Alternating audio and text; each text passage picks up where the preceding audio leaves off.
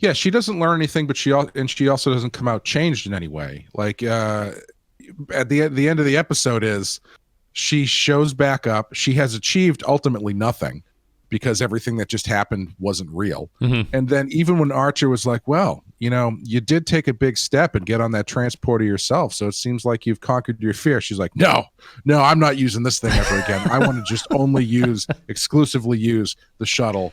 No transporter ever again for me. Thank you very much. And it's like, okay, well then what the hell? What are we doing here, guys? So you don't think the transporter, her transporting at the end, is effective enough to show how far she's come? Is that fair to say? You just don't think it's effective enough? Yeah, I don't think it is, especially if you undercut it like that at the end. Yeah. Like I think you fall into this weird trap when because this is not really a serialized show. It is to some extent, but not really.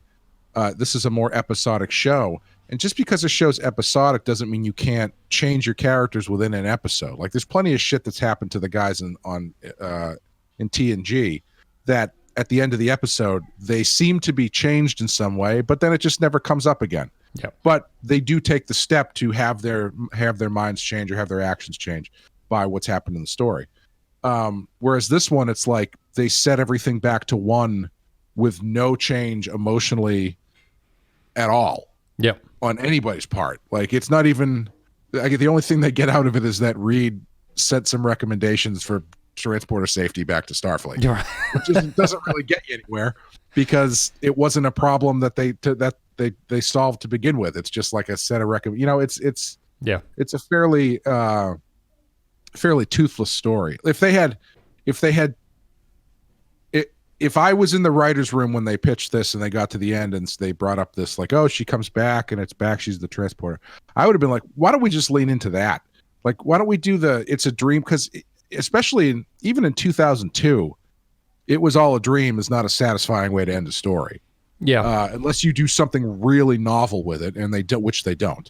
So if they had done the it's a dream quote unquote thing at like the halfway point and brought her out of the transporter stream at the halfway point, and then let the rest of the story be about whether or not she has now been like drawn back in time or something, where she's like seeing things. You know what I mean? Yeah. Whether or not that's real or whether or not it's hung.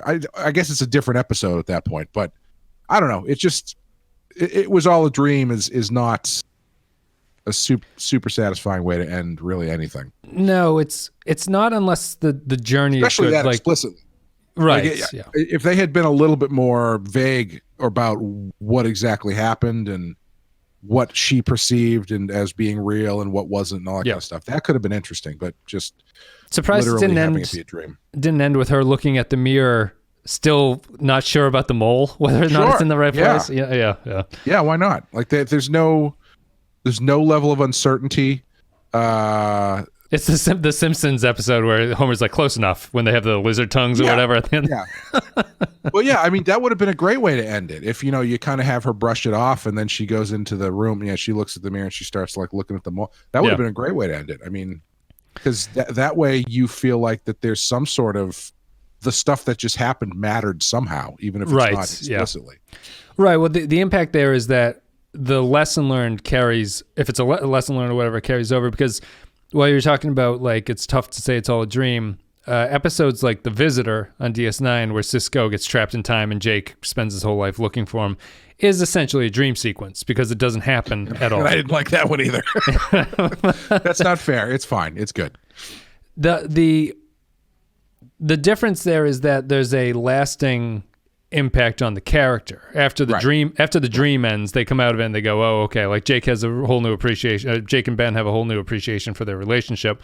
And Hoshi getting out of this, walking away saying, yeah, I just don't want to use the transporter ever again, there's not enough of a character impact at the end there to really be like, oh, okay, like that makes sense for her, where the weirdness of her not ever being sure that she's in her reality anymore is a much more lasting, strange thing to walk away from. Even if they don't bring it up again, you end the episode going like, oh, she's always going to have that in the back of her mind whenever something weird happens.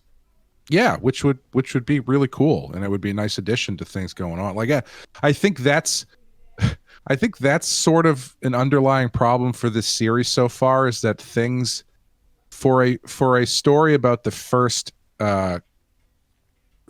trek into space, everything is fairly normal. Like there's not a lot of weirdness going on. People really aren't that affected by the stuff that's happening, and so it would have been, yeah, it would be nice to give these characters some edge to them, Yeah. and show this affecting anyone,